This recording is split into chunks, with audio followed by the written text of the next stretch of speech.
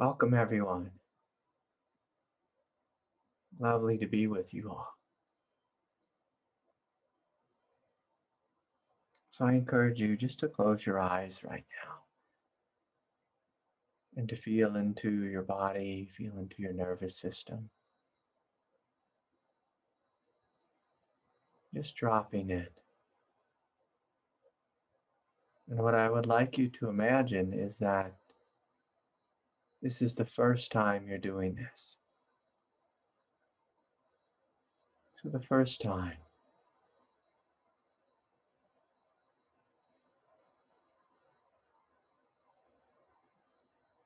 And so you're feeling your body for the first time. You're experiencing what's here for the first time. Looking at yourself fresh and new. And just noticing the sensations of experience. Experiencing directly.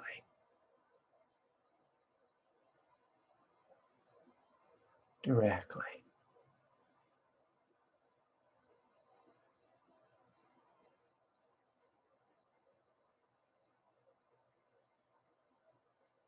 I'm going to invite you just to feel into the experience of presence. What is presence? What is present and awake?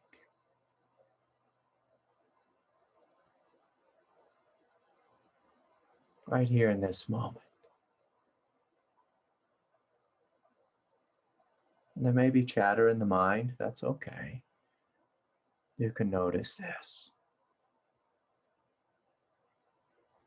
But is not presence noticing the chatter, receiving the chatter, experiencing the chatter?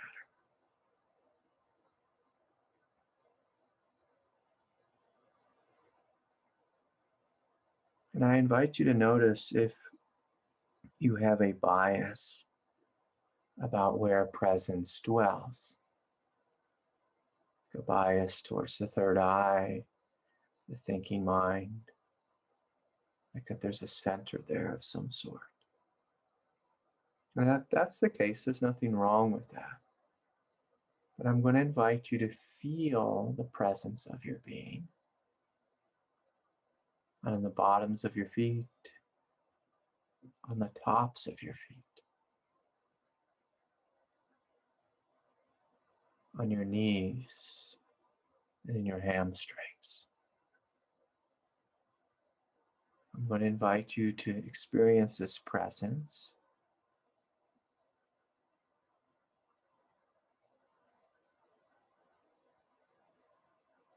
in the pelvis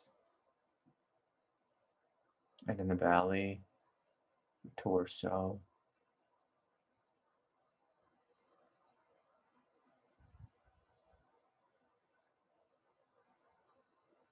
the sacrum,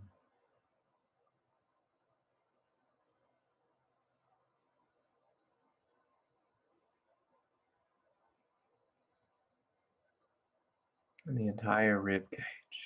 Just noticing, what is the direct experience of my presence? What is that like for me right here in this moment? If I give up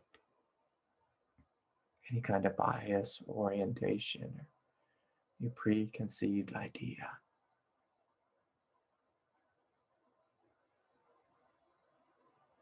and to really feel into what is the direct feeling of aliveness.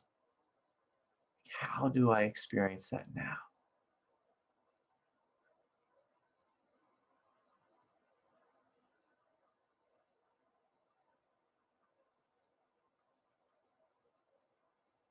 How do I experience true nature? Right here, right now.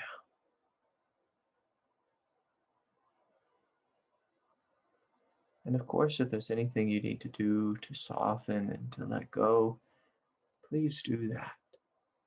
It's hard to experience true nature if there's A lot going on in the mind, and the body's fighting.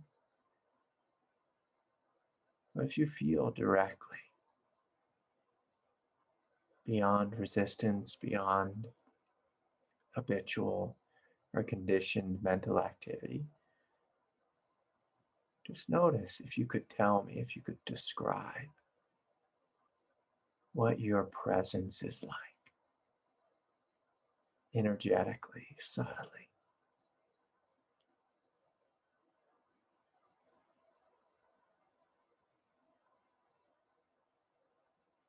And again, just noticing any biases that we might have. That presence lives just in the mind. If you could feel the 10 trillion cells that just make up your skin,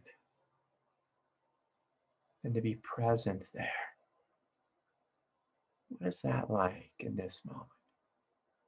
Like, is presence not awake and alive in the 10 trillion cells of your skin? Just feeling into that. And again, you can notice if anything feels a little off there, contracted, just softening. And then if you can release that, you can include it, but release that view that presence is just in the skin. And to allow it to expand and to notice how your presence can be as big as this room. And just noticing, like, what is that like when presence expands beyond the body? How am I experiencing myself now as this presence beyond the body?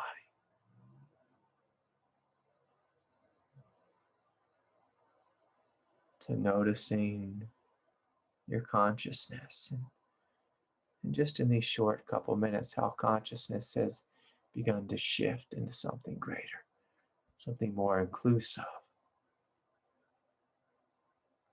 As you begin to pay attention to it, become aware of it. Perhaps you may have noticed that the thinking mind has slowed to a stop as you simply experience yourself as you are directly. And so I encourage you just to play with what's here, opening to what's here. Acknowledging that, yes, it is true that you are the witness of mind, witness of thought. You are the witness of emotional nature, but you are the witness of the body. And simultaneously, in a human way, you inhabit this body. You inhabit this mind. You inhabit this character. But just giving yourself a little bit more permission to expand beyond the character and to see, what is life like if I let go of my role? How do I experience myself when I let go of my role? What is this like? What is this like when I let go of my role?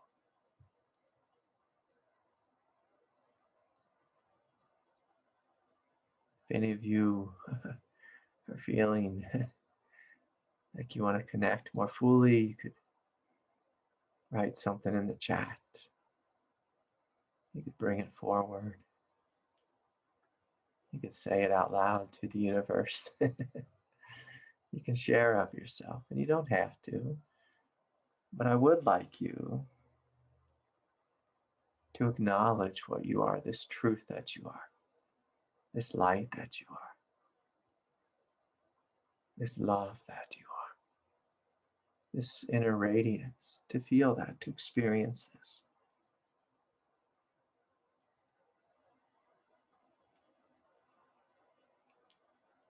And so again, if you want to open your eyes, you're welcome to. If you have a question, can bring those forward. I'd like to share an experience I had today. It was Sunday morning today, so on Sundays I give myself permission to have an extended yoga practice. And here in Colorado, it's starting to feel like summer. This was like the first day I felt like it was summer. It got hot. I took my shirt off because it was so warm. And Doodles and Buster looked at me. They wanted to go outside. So I went outside for a walk. And normally I'm not walking around with my shirt off, but they wanted to go and it was hot. And as I walked outside, it began to rain, just like a gentle sprinkle. And here in Colorado, when it rains, the rain is cold. Even if it's 100 degrees outside, the rain is cold.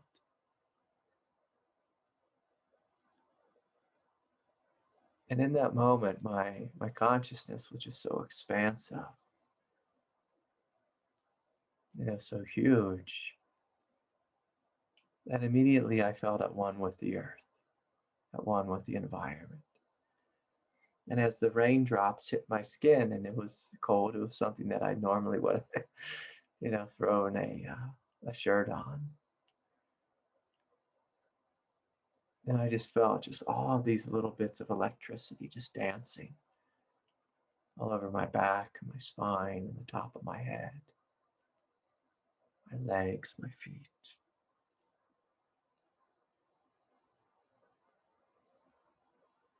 I said, oh, this is the rain. This is what the earth feels like when it rains. Just this dancing light, this interplay of presence. How sweet it was. How sweet it was not to just give in to the habitual movement of ego, which says, you have to cover up, it will melt. Like the wicked witch of whoever, the north, the east, or the south, or whatever witch it was, that melted when she got wet. It was a moment of almost ecstasy, just allowing the raindrops to hit this body. It's the same way the earth does not, shudder when it rains. It does not contract, it does not clench or grip.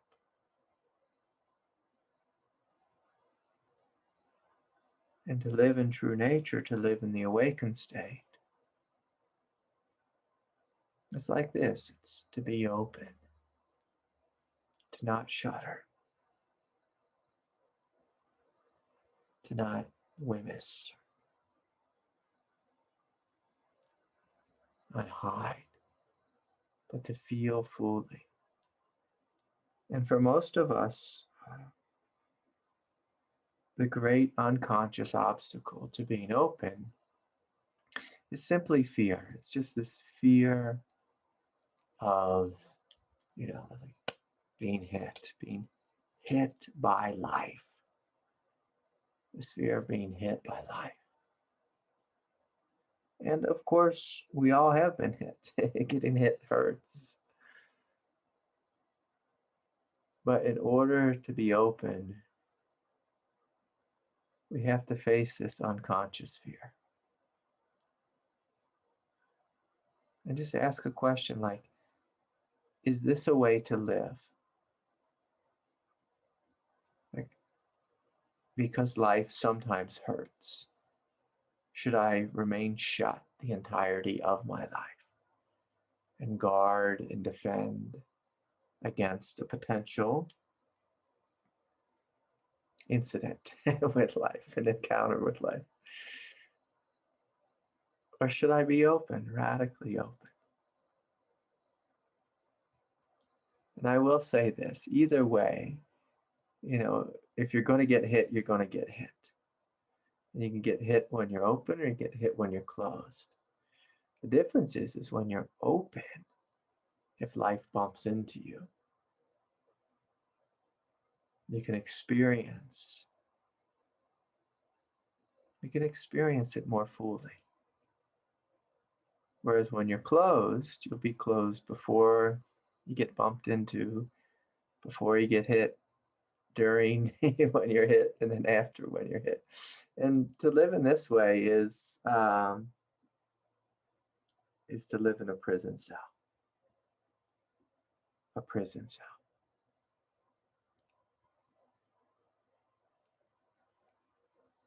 A cell of contraction is what it is. And it's a great question for inquiry. Like, am I guarded against life? So when you're guarded against life, you're guarded against God. You're guarded against God.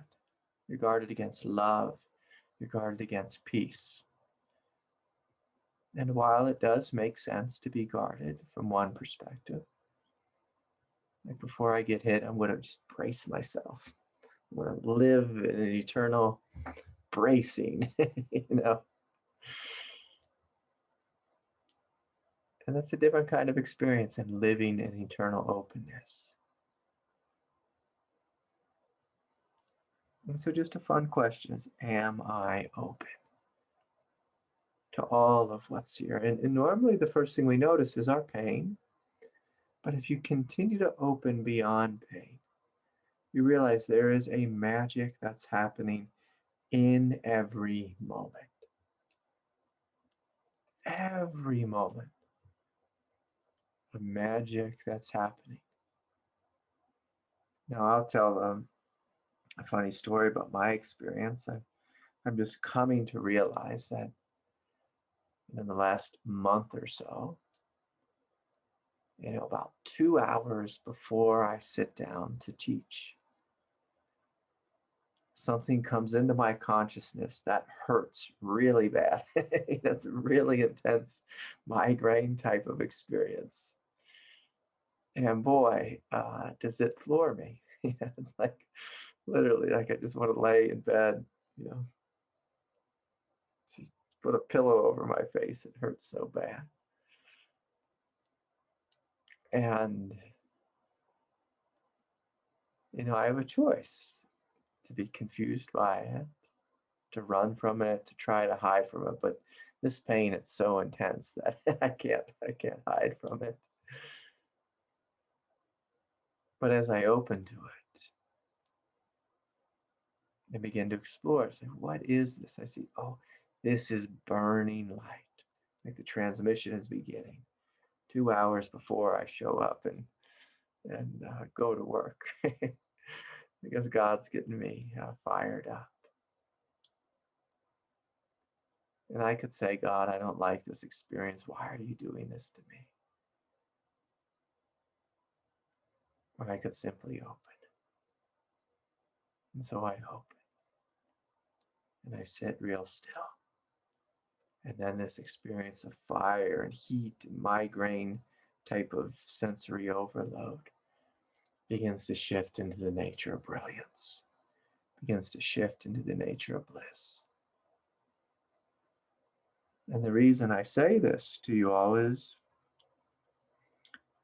because, sometimes the doorway to heaven is through hell. Sometimes it's through hell. Sometimes we must surrender and realize this is an evolutionary world. And in evolutionary worlds, sometimes you have to allow the light to cook you in order to open to a greater consciousness. And to be able to step into this type of willingness, we have to let go of fear. We have to let go of fear. We can't just let feeling be our meter to whether something is good or bad.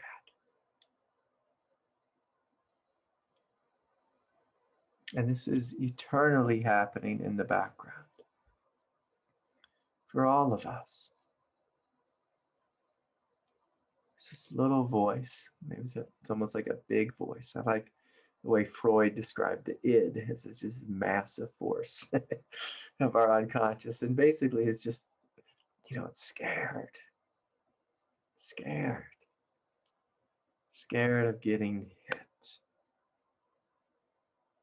And of course, please, like, I'm very compassionate toward that fear. But we have to really look at the fear and say, like, but is the fear real? Is it real? Is it real? Is it real? Or is it a voice in my mind? Is it a voice in my mind? I was with my little girl today, and I was going to take her on a mountain bike ride. And she's pretty little to be going mountain biking, but she's 7. And she said, like, Daddy, I don't want to go. And I kind of just told her, like, hey, look, we're going. And she heed and hawed and was whining and complaining. And she broke down in tears and ran to her mother before we left. And I just said, sweetie, come on, get in the car with Daddy. We're going to go. We're going to go. And I got her out there, and we got on the trail, out in the desert. And within a couple of minutes of pedaling, she's saying, Daddy, I love you so much. I love mountain biking. I'm so glad I came. And see, sometimes we just need to step and step again and step again into the face of fear and see, like, is it real? Is it real? And of course, if it is, like, if there's something really dangerous, be wise, be smart, set boundaries, get out of there, do what you need to do to take care of yourself. But most of the time, our mind is running like a caveman, type of program, cave person, to be politically correct, type of program of, is there danger? And it's assuming there's danger. Where is the danger is more likely. Where is it? Where is it? Where is it? I need to be shot down. But most of life is not dangerous. Most of life.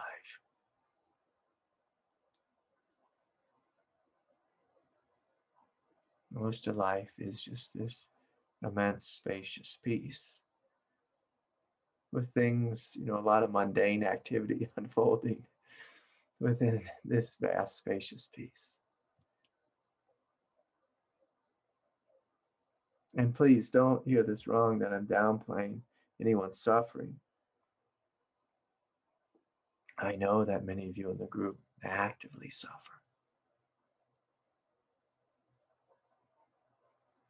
And so I can acknowledge that's here. And so there's real pain. Some of you are actively experiencing it in this moment. And if that's the case, we breathe love into this pain. We hold ourselves, we soften around it. We investigate how you're attending to the pain, how you're responding to it. But for the majority of us who live, in this imagined fear, I'm speaking to you. Can you let go of imagination?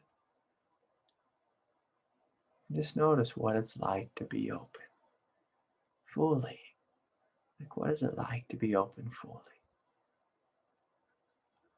Without contracting in any way, or, again, guarding or putting up a wall.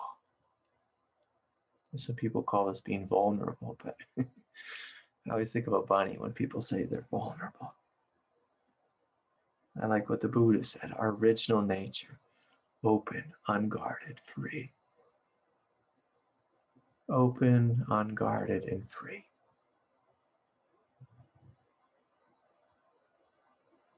That's a great question in every moment is, is, am I experiencing this directly? Like, do I know myself as openness? Or am I experiencing myself as a giant contraction or an unconscious contraction? A lot of people walk around, they don't even know they're contracted. They've been contracted their whole life. They've been contracted since the day they were born, when the doctor first, stuck that needle in them and gave them their first shot or vaccine, or I think it's vitamin K that they give little babies. Right away when they're born, they give the baby a shot. And my babies were born at home. They didn't get that shot right away. I wanted them to have a soft entry into this world. A soft entry, a welcoming entry. They were born in like a little swimming pool. One in a horse trough and one in a swimming pool. A little like kiddie pool. And so it's important to investigate. It's like, when did I first really start shutting down? And again, it may have been fully appropriate in that moment to be shutting down. But the question is, in this moment, is it appropriate for me to shut down? In this moment. In this moment, is it appropriate for me to shut down? Or is it appropriate for me to open up? Like, what do I really want in this moment? What do I really want? What kind of life? Do I want to live in the safety of a prison cell? There's not much safety there. Or am I willing to be vulnerable and open and see what comes?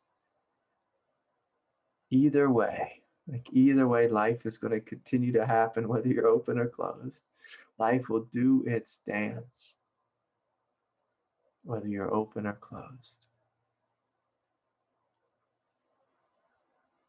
It's just experientially different when we're open.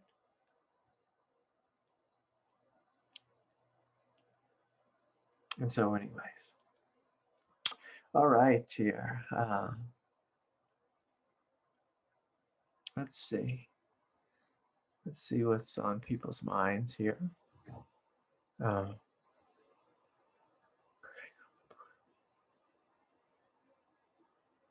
Let's look at the comments here real quick. Someone's giving me a disturbing comment. I'm not sure what this means. Craig on the Barbie. I don't know what that means. Maybe it's a joke. When I asked how everyone was feeling, unconditionally open, radiant, spacious, and free. I don't guard on purpose. Yeah. So often when we guard, it's just unconscious. So don't take it personally, like I'm attacking you in any way. Like sometimes we get hit and then we put up those walls. And if that's us, if we discover ourselves guarding unconsciously, the most loving thing we can do is just soften around that wall. Just to soften there, to relax there, to breathe there. And it's so helpful, to investigate this unconsciousness, to have a physical practice of yoga of some sort, something somatic, a body scan, yoga. And people are shocked often when they go to yoga for the first time.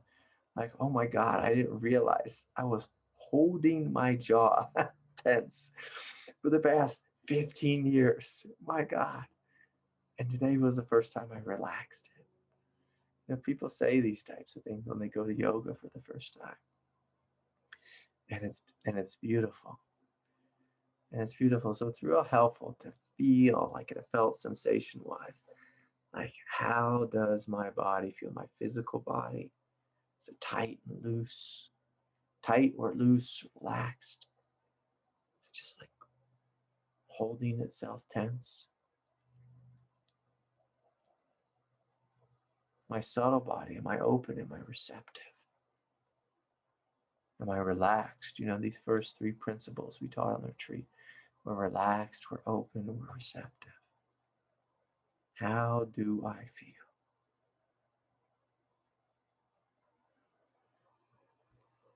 Craig, on the Barbie. Oh, on the fire, on the barbecue. I didn't get that. I have little girls at my house, so I'm thinking of like a Barbie doll. Okay, barbecue. Thank you. Thank you. Now it's making sense. Feeling light shining from the inside out. Justina writes. Beautiful. Okay, so very good. And as always, I'm trying to, to make these teachings more experiential. So I'm hope, it's my sincere desire that as we meet together, we stay with our direct experience. Nothing in the head, but rather stay in our direct experience. Okay. So anyways,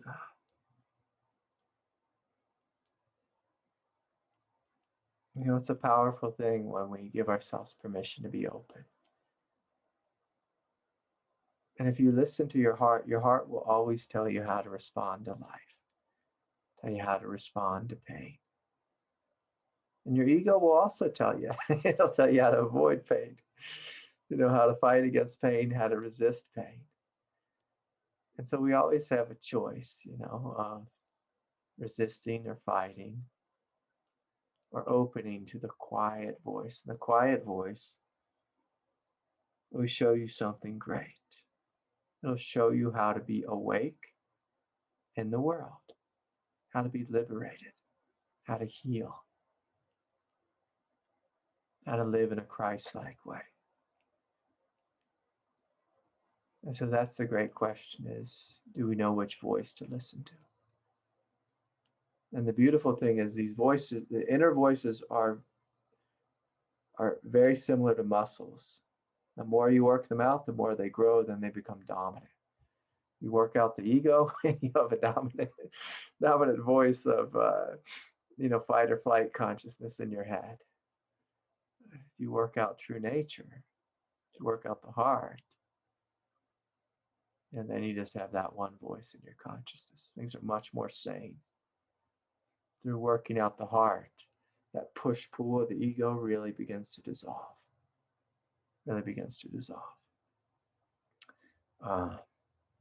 Anyways. All right. Someone wrote in a question. I just want to bring it forward just to make sure I don't forget it here. This is from Pierre. Hi, Craig. Rather than bypassing the messiness of the human experience. Sorry, that's not his question. Let me find it here. Hi, Craig. The retreat was so wonderful last week. Thank you for the profound experience. Since then, I've been experiencing a feeling of being ungrounded. What does it mean to get grounded? And how do you ground and stay grounded on this journey? Can you speak to this? Yeah, the big thing with being grounded is just a simple question of, is my consciousness inhabiting my body? And we can all play with this right now. If you feel into your consciousness, is it inhabiting your body? Where in the body is your consciousness inhabiting? A lot of spiritual people, they like to be in the third eye and the crown and above. Some spiritual people, they're just above their crown chakra. They're not even in their body. And so if you notice yourself ungrounded, can you invite awareness to awaken, to be present in the most humble of all places, your feet. Your feet. Now can you feel deep into your feet? The bottoms of your feet, the ankles, the calves, the shins. Can you feel into your pelvis? Can you come down into your belly? And is your consciousness awake and alive here? Now, I will say this, that sometimes people are fully in their body. Their consciousness is in their body. But as they're awakening, the consciousness of the body feels so light. It doesn't mean you're not grounded. It just means you're realizing yourself as light. And it feels that you're ungrounded, and you just have to get kind of comfortable driving the body, the light body. Whereas most people, they think the only way to be grounded is to be like just in raw ego, or raw felt physical sensation. And again, that's a great way to get grounded egoically. It's a great way to get grounded physically. And you feel the physicality of your body. But as you wake up more and more, if your consciousness is inhabited in the body, living in the body, you can feel yourself as light, and you can feel really light and be radically grounded at the same time. And again, it's like an art that we have to learn. Like, if you ever ride a bicycle, it's actually a really grounding thing. If you notice the experience of riding a bicycle, it feels like you're floating through the air. And as your consciousness wakes up in the body, often the body feels that way. It feels like it's air. It feels like it's light.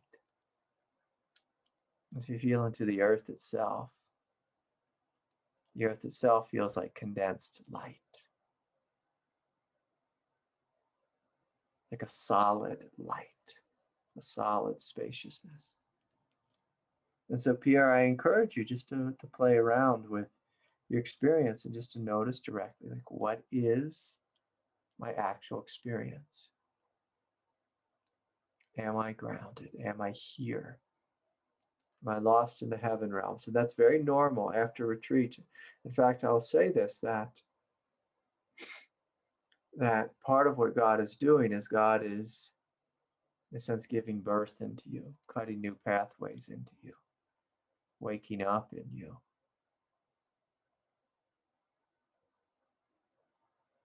And so it's important to allow that experience to happen, not just to try to get yourself back into the body in a physical way. People force grounding on themselves really physically. And that's good if you're going to drive a car. But after retreat, it's important just to be with your experience and really question it. Like, am I here? Is my consciousness here? Here in this world, in this realm? While simultaneously, all the realms are waking up within me. While simultaneously, all the realms are waking up within me. And again, this is the art of mastery. In the art of mastery, grounded means to be spacious and light and radiant and here and in your physical nature, all simultaneously. A good test is someone throws a ball at you. Can you catch that ball? That's a good, a good test for you. Like, yeah, like I'm here. I'm here. I'm not lost out there. I'm here. But what am I as I'm here? Am I light? Am I space? Am I space inhabiting a body? Am I presence inhabiting a body? And I said this, I think on the retreat or maybe last week, I can't remember, but like when I doing jujitsu, I still feel like light. And then sometimes I'm being choked. The physicality is being choked. But I feel myself as light, as space, as empty. And I'm radically grounded because I'm here in this moment, in the body. And so really play with it. Play with your understanding, open to your understanding of what it means to be grounded. And there's all that traditional stuff of eating heavy foods and exercising and all that type of thing, gardening. But that gets you really physically grounded. Are you awake in the fullness of your subtle energetic body? It's a different type of being grounded. So anyways, okay. Yeah. So the next questions, I just ask that they are short, direct, and clear, because there's some others that are popping up here. Richard, are you here?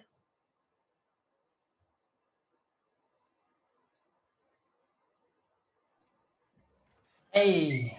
Hi, Richard. Okay, my question. So I haven't done the retreat videos yet. I'm excited to do those this weekend. However, during the meditation this past Wednesday, I noticed a distinct difference in the transmission. I noticed it today as well during the meditation. And so what I'm curious about is this. I mean, it felt more gentle, it felt more embodied, and simultaneously more deep, more powerful, more full. So a little bit both. And my question was around like the evolution of transmission. Yeah, it's kind of a broad question and a big question. I mean, I'm curious as to what happened with your transmission. That something this significant would shift. Um, but then I'm also just curious about transmission in general because you've been like David, or you were with David for 2 decades. It's like really unique to be with a master for that long, and you've observed other teachers as well over time. And I'm just so curious about this evolution of transmission. So that's my question today. Yeah, yeah. It's kind of a fun question. Like I was speaking about with Pierre's question of getting grounded, when you step into the realm of mastery, basically you're getting into a relationship with God, with the intelligence of life. And, to step into that arena, one has to be humble and receptive to what wants to come.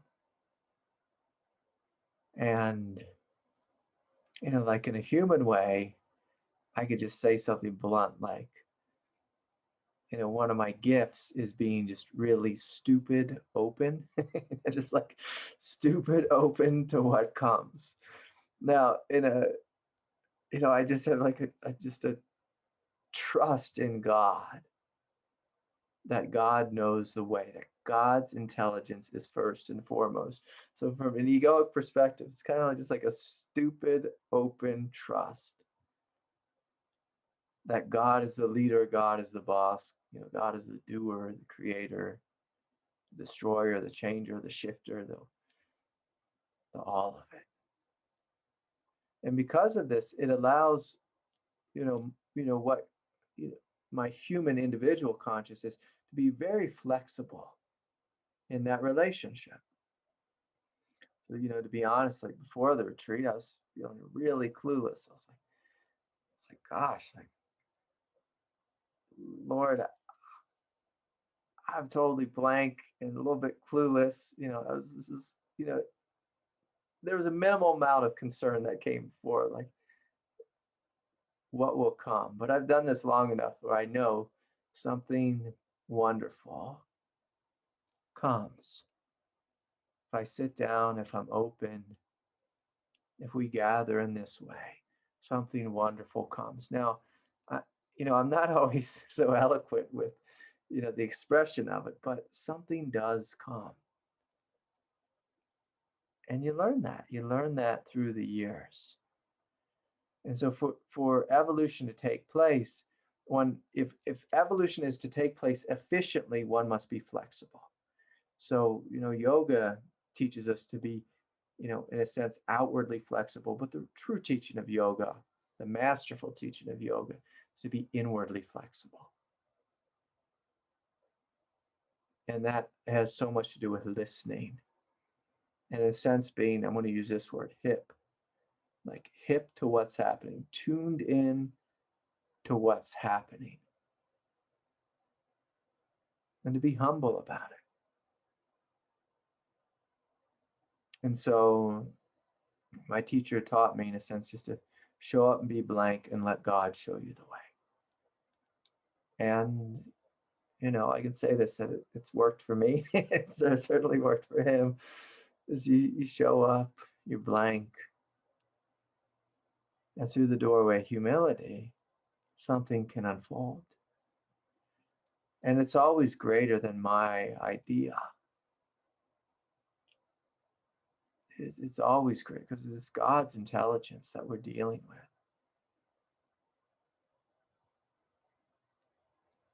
And, in some traditions, if they're, some traditions are, say, really strict in their boundaries about where they go. And, there's nothing wrong with that, but they open to, say, one transmission of this thing. And I've, studied in traditions like that. And when I realized the truth of that tradition, of course, there's a huge sense of like awe and wonder and amazement. But then after a period of time, there's kind of a sense of like, huh, like, all right, I know there's more. I know there's more. And,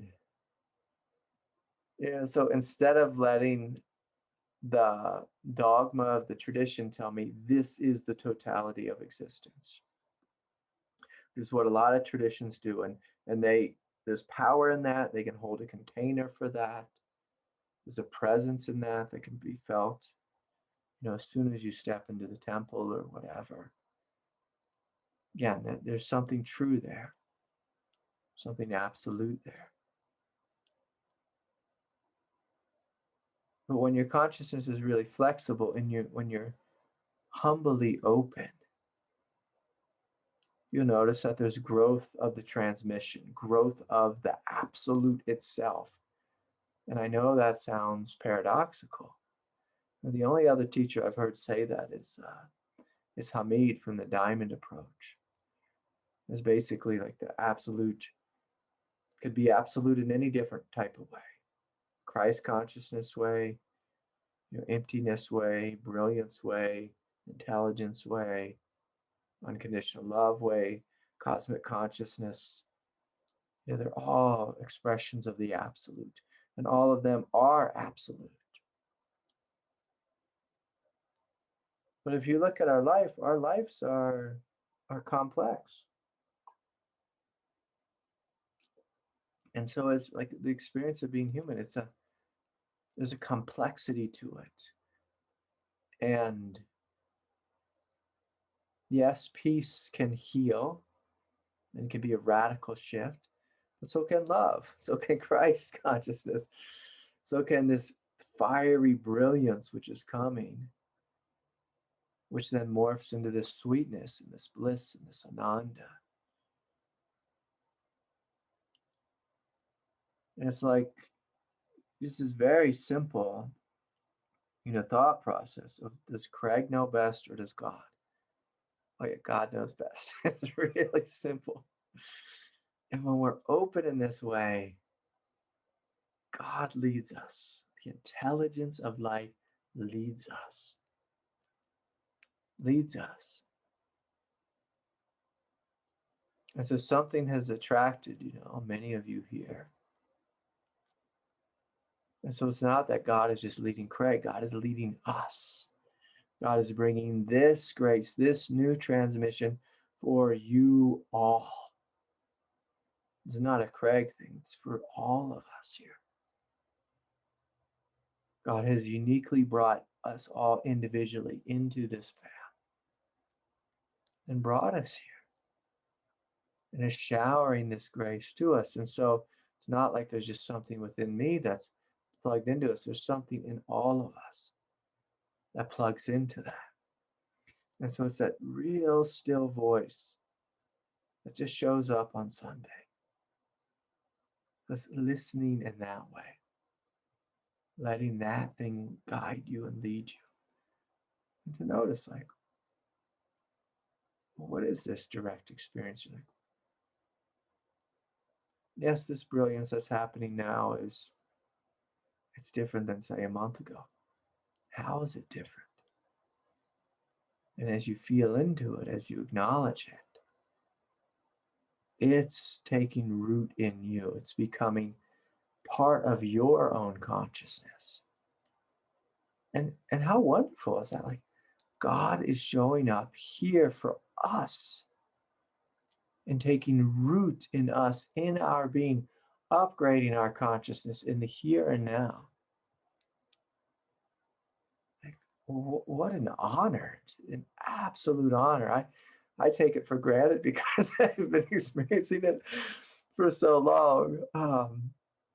But it's important to stop. Like, my teacher used to grab me sometimes, like not by the neck, but he could have grabbed me by the neck. And he'd see me kind of like screwing off, like when I was working on the land with him. And he'd say, don't take this for granted. And I'd be like, no, I'm not taking it for granted. I was totally taking it for granted, and I do. It's like, yeah, I'm taking this for granted. Don't take it for granted. Like, don't take it for granted. What's that? There's something incredible here. And please, no one put this on Craig. It's nothing to do with Craig. There's something incredible happening here. Here. And for this consciousness to evolve in you, to morph, to change, to intuitively, intelligently morph to fit you, to fit in you as you. That's incredible. That's incredible. And if anyone would, could just wake up like this and see the dynamic of what's actually happening here, we'd burst into tears and fall down in prostration. My God, there is something incredible that's happening in me. This normal human being that we all are. There's something incredible happening here. And unfortunately, many of us, our minds are so loud, we miss it. We're like, but I'm in pain. I'm in so much pain. And again, that's understandable. But even if you're in immense pain, it's important just to stop and breathe and feel and experience directly and realize, yes, there is light here, there's space here, there's brilliance here, there's this fire of divinity here now. And to acknowledge this, because the ego, like when we're in pain, there's like a screaming sense of like, I'm alone, I'm alone, I'm alone. And God is radiating in us saying, no, you're not. You are not alone. I am here with you, in you, as you. Like Christ on the cross, I am shedding tears with you, in you, as you. And as you begin to see that it's not only me suffering, but it's God suffering. Not only me evolving, but God evolving. Not only me waking up, but God waking up. There's this really, kind of swift, like wondrous transformation of that fully human, fully divine aspect of it. It's like, oh, God in me as me. God in me as me. Like, is the transmission coming from God? Is it coming from me? Is it like, what is happening here? It's something incredible. Like, is there really a dividing line between me and God? Between me and God.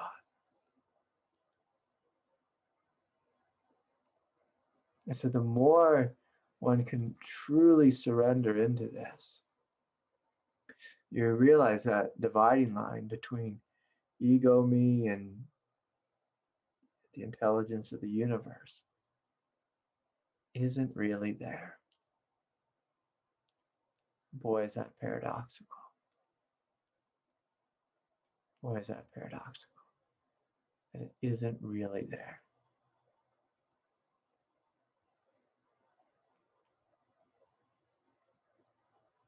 That I am waking up as this light. I am the intelligence of this light. I am the immensity of this transmission.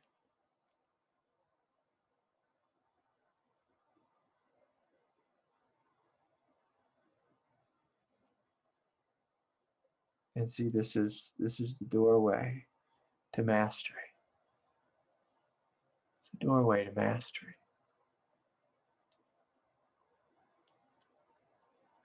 It all comes, they're simply being humble. What I call it in the beginning, stupid open. Stupid open. And of course, trust is helpful. That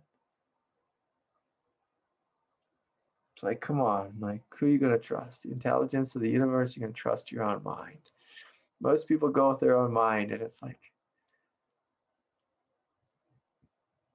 it's not that wise to go with your own mind. But sometimes it takes us a while. Sometimes we have to, be on sufferfest for a while before we realize, okay, the Buddha said there's another way. I'm going to open to that other way. I'm going to open to that other way. And like with the evolution of consciousness, it is endless, endless, endless. And so then it never gets boring. It's endless. Endless what you are. God doesn't want to just have one experience of just peace. God wants to experience yourself in endless, infinite ways so that the absolute can awaken. So anyways, beautiful question. That was kind of fun. Yeah. All right. Okay. Next two questions, a reminder, short and succinct. Let's hear from David. David, are you here? David Fay? Hey, Greg. Can you hear us? Yeah. Good to be with everyone. I just have a question.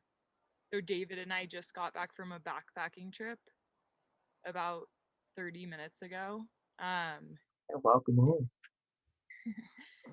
Thanks. Yeah, and we were out for 6 days, and it turned into a time of probably the deepest encounter with God I've ever experienced. Yeah.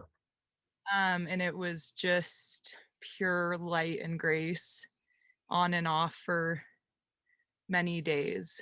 And as I got in the car to drive home, which I probably shouldn't have, David did most of the driving, bless his heart. But as I was driving, I just felt like at first there was just like space and flow. And then as I started driving, there was like, wait, who's driving the car? Holy shit. Like, oh my God, I'm going to fucking kill us. And then, and then like this little like mouse in the bottom of an empty swimming pool just started to like run up the fucking walls of the, and like try to like make it happen. And it was like, no one's here. What do I do? How do I make no one here? Yeah. And I just like saw my world just like start to just like rush in again. And then there was just like this fear of like, oh, I'm like interfering and screwing this up. And yeah, I'm like just kind of in that in between of like coming out of this yeah, experience of grace and beauty and flow and just being in truth, and then like just feeling like my ego reconstituting itself. Yeah. Yeah. So just a quick question is like, do I trust? Do I trust that God can do life? Do I trust that God can drive this car? Now, I'm just going to say something. Normally, this isn't like the best place to start, but let's just go with it. So you're in the car and you're driving. So I'm going to give the disclaimer: don't do this at home, but we're gonna do this at home. You're in the car and you're feeling real spacious, and you're noticing driving is happening, and you're keeping it between the lines. Correct? Okay. Yeah. For the most part, like we're keeping it between the lines. And can you trust in that? Can you trust? And so, like, when that little mouse comes forward, the mouse of the ego doing its little dance that you were showing, can you just trust that driving is happening? And it's going reasonably well. It's going reasonably well. And so, when you step into work, can you trust that work is happening and that it's going reasonably well without much thought? Without much thought. And, this is something like Richard brought up, a moment ago. And Richard's question was, about me, say, having a couple of decades with my teacher. So I had those times when I'd leave his house or leave retreat, and I'd hop in my car, and, driving would be happening. And then all of a sudden my ego would come forward, but then I just take a deep breath and just trust, like, it's happening. Like, I'm keeping it between the lines. God is keeping it between the lines. Like, driving is happening. Eating is happening. Speaking is happening. A lot of people think about everything they're going to say before they say it. It's like, no, like, speaking is happening. And can you just trust in it? Work is happening. And can you just trust? Like, emails are happening. And just trust in it. Trust in the flow. And that, like, it's a great question. Like, do I need that little mouse consciousness trying to do everything? Like, if God can create universes, I mean, can God send emails or meet with students or whatever, you do at your work? Can God organize things? Can God drive a car? Of course, driving the car is the most dangerous one. That's the one we started with, was just, just like noticing driving is happening. And of course, it's like, if driving's not happening very well, other people have horns, they have middle fingers. I've had stuff thrown at me before. You pull over, and you get yourself in your physicality. And you invite the little mouse, like, hey, little mouse, can you come help me? Like, there'd be times that I talk to the body. I'd say, hey, guys, like, we need to drive this car. We need to keep between the lines. We're not doing a good job. Like, I need all hands on deck here, and so you call it for it. But in this sense, like, then that egoic consciousness becomes an ally instead of like an either or like the bad one and the good one. Like, there's times you can call for it, be like, hey, I need a little something here. I need a little some of that control, that ego you're so good with. And as you soften around it, so instead of like being a schizophrenic experience or bipolar experience, we'll go over just like totally ripped open, crashing into trees, to like, the ego like gripping tight and driving like, neurotic, whatever. But those two worlds can really melt into one, where the control of the ego, really just shows up in a form of just like mastery of spatial awareness while you're in a vehicle. where you feel one with the car, one with the road, and also, you keep between the lines, following the healthy rules of society. And, I could say this, that like my teacher lived way up on this mountainside. And so I had I guess probably about 2.5 mile ride on like a dirt road till I got down to the road where there's going to be some other cars. And that was a little helpful. You're backpacking. It's like you're on that bumpy road first out in the wilderness. It's like, okay, like I'm getting here. God is driving, like we're doing good. And if you start, running off the road, it's like, hey, David, I think time for you to drive the car. Time for you to drive the car.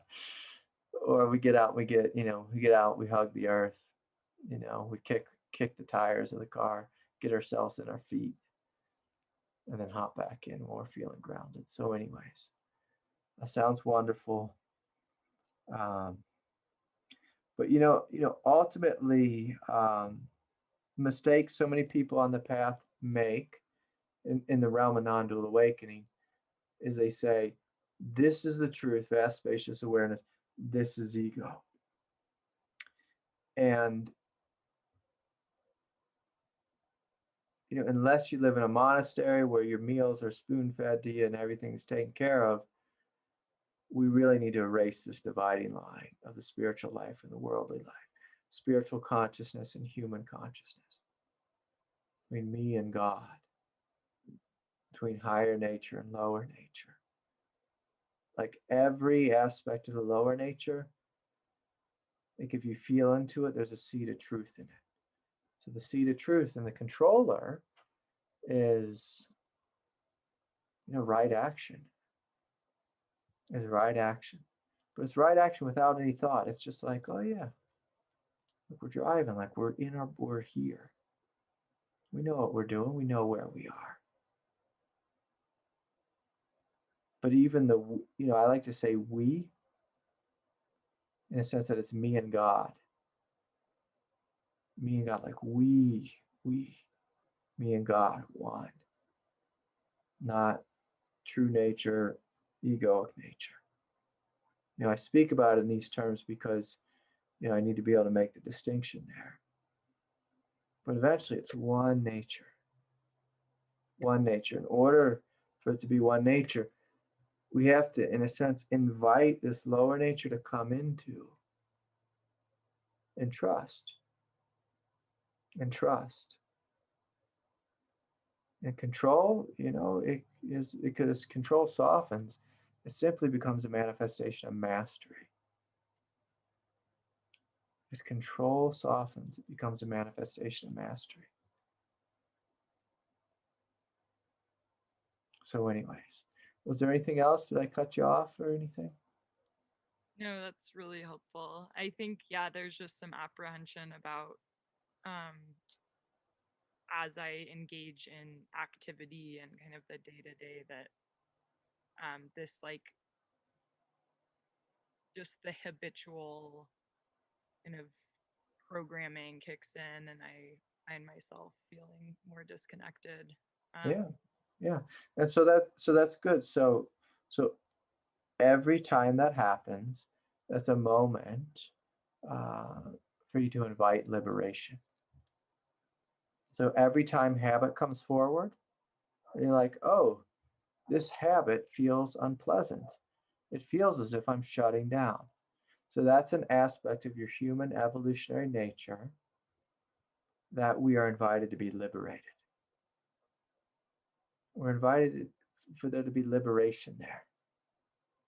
So every time you see a contraction, there's something there. It's like, oh, there's something that needs more love. Oh, there's fear here. Okay, there's something here that needs to be connected with peace and strength. And so every time a contraction comes, every time habit comes, we do the work of liberation through sitting with it, opening to it, and just asking, like, do I need to contract? No. Is there any truth here that the ego needs to express? Oh yeah, like we're feeling a little scared and we want to get a little bit more grounded before we drive. Okay. Sometimes the ego might say, I need a little bit more time before I can trust that consciousness can drive the car. Okay. So ego, how about you sit shotgun? Or you can sit in the back seat. And you don't have to be like all nervous like that dance thing you're doing, but you can just sit in the back seat and I'll show you. I will prove to you that consciousness can drive the car. I'll prove it to you, and I'll give you a little time to breathe into that, to soften around that. Again, like this is the work of liberation. Soft, it's gentle. People think of liberation as a sword.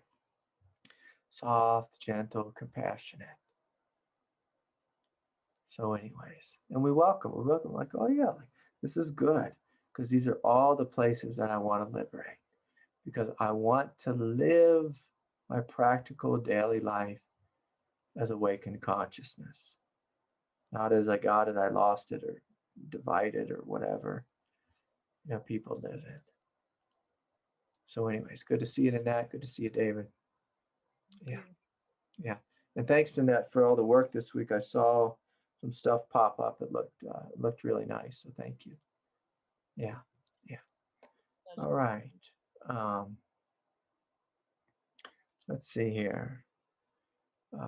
Melanie, I'm realizing it's late, so we'll just try to be really succinct with the question or the share. Let's see if I can unmute you here. Are you here, Melanie?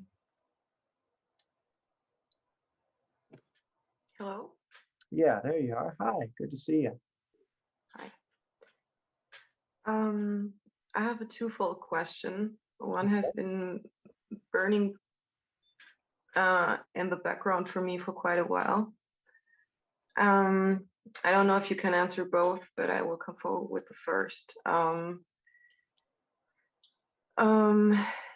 Through the 1.5-year process of awakening, and from talking with people after it started shutting down, also using mentioning like the angelic realms that are like quite close to the absolute, like it completely matched with the experience from back then. And I read a lot of near-death experiences that for me in many ways were just other descriptions of the awakening experience I went through. And I wondered, like in these 1.5 years, it was absolutely clear that there's nothing to fear in death. Yes. Absolutely nothing. That like I was dying into each moment, and it was like, for me, it was like, this is how God sees, feels, and acts. So there was like nothing left that was in question. But and I know that eventually pain is an illusion, but I was wondering if someone, like if a soul comes from, let's say, these higher realms and gets really lost during this life, what if a soul transitions back? Where does it land? Like, does it go back to where it came from, or what exactly happens there? I'm not clear on that. Yeah, you'll go back to where you came from. Yeah, absolutely. And so, let's talk about it. So this world is an evolutionary world. And let's say you and I, we come from this really high absolute realm, but we don't know about, say, the spiritual quality and the human quality of strength. Again, human and spiritual one. And let's say God sends us on a mission. Says, Craig and Melanie, we're going to send you down to earth. We're going to beat you up a little bit. We're going to invite you to learn about strength. And we come down here, we get totally confused by this world, like just completely turned upside down. We get our teeth knocked out of us, and then we die. We're going to wake up in a transition world. Like, there's realms that are transition worlds. People call them purgatory, but I really don't like that word purgatory. And so as soon as you get kind of your bearings of like, oh my God, that was a terrible incarnation and that was a brutal experience, what a mess that was. And there might be some teaching there in those, say, like that little transition realm. Then eventually you go back to the higher realm. And the teachers in that higher realm will say, hey, you went down there, you got a little confused. You're eventually going to go back there again, and learn about this quality. Of course, the timeline will be different, the circumstances will be different, but the overall theme, like thematically, we're going to learn about strength. And, if anyone's ever can like tune into their past life incarnations, you'll see like you might have like 6 past lives, like 6 lifetimes where you're learning all about this one theme of, say, unconditional love or strength or how to heal or, or getting your voice, whatever it is. And, sometimes we have 6, like 6 incarnations where it's like, okay, we keep going back to working on this because this world is dense. This world is dense. And the other thing too, in an impersonal way, not to make it too complicated, but so we're working on our individual soul and that type of, our own growth and experience. But part of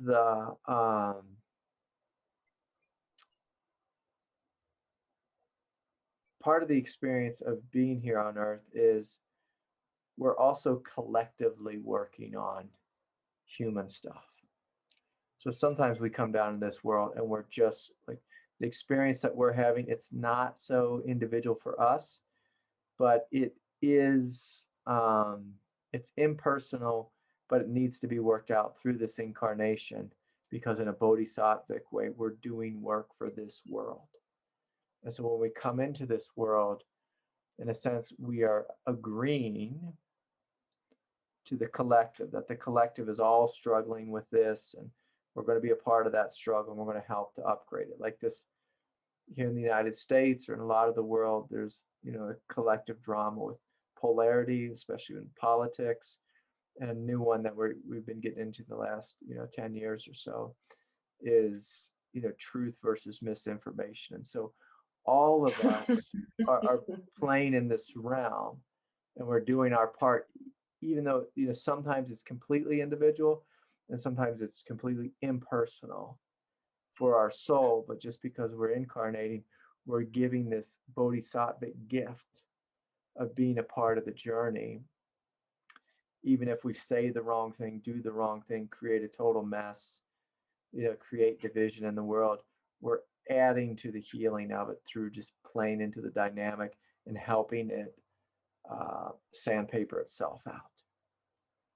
So I hope there was something in there helpful for you, but ultimately you can trust that you'll go back to where you came from. Now, another thing too to consider about, like the levels of consciousness is, like you said in the beginning, you can know without a doubt, like, I am light, I am love, I am the absolute whatever.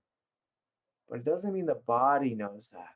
And so sometimes we incarnate into a body, like I incarnated into the body, like in a bizarre way, of an alcoholic, of like an orphaned trauma, an orphan trauma abuse survivor. I'm like, God, what's going on in this body? So I have a lot, all that kind of stuff in this body. And so as I look at this body saying, geez, this is a really heavy load of karma in this body and in my ancestors. It's just part of my work to do the healing around it and to help bring this body into the light. Because as we upgrade and evolve the body, again, we're evolving the body of the planet, the body of the collective, the body of the species. Again, it's very impersonal work, but it'll feel very personal.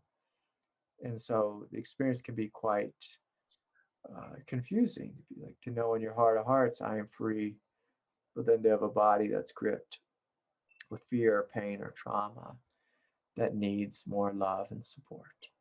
So anyways, Melanie, I think let's just do the one question tonight, just because I'm looking at the time, and I realize I'm already late.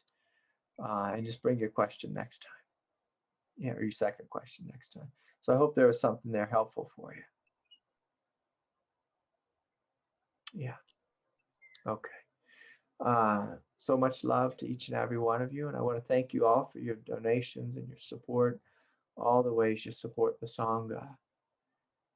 And I would like everyone to tune in to what we were speaking about with Richard, that this evolution of the transmission, and if you can feel into it, and to honor it, to honor what's here, to honor what's happening here in your life, in your life.